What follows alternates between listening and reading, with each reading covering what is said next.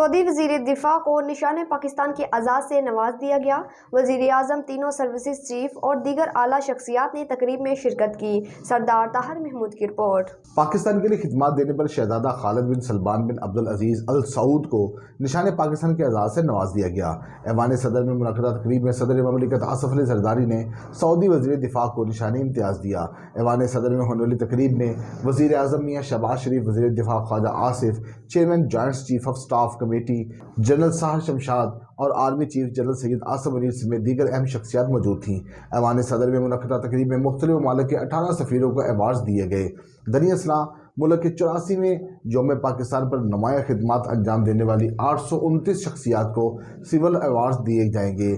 دیگر شخصیات جنہیں سول ایوارڈ دیا جائے گا ان میں طارق باجوہ، طارق پاشا، طارق فاطمی، سندھ کے سابق وزیر اعلیٰ قائم علی شاہ، سابق نگران وزیر خزانہ doctor Shamshad Akhtar, senior bureaucrat Mushtaq Sukhera, Fawad Hasan Fawad, Iftikhar Arif, Islahuddin انور مسعود، راحت علی خان، ڈاکٹر محمد جہاں زیب، زاہد ملک، کوہ پیما، نالا کیانی اور دیگر شخصیات شامل ہیں۔ ایوان صدر میں کل 80 سے زائد شخصیات کو سول اعزازات سے نوازا جائے گا، جبکہ 70 افراد صدارتی ایوارڈ برائے حسن کارکردگی حاصل کریں گے۔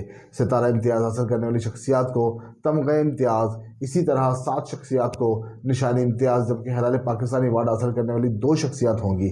ہلال شجاعت 1 شخصیت اور 18 شخصیات کو ہلال قائد اعظم، جبکہ 40 کو ہلال امتیاز ایوارڈ سے نوازا جائے گا۔ اسی طرح مختلف فنکاروں اور گلوکاروں کو بھی نمایاں خدمات انجام دینے پر ایوارڈ سے نوازا جائے گا۔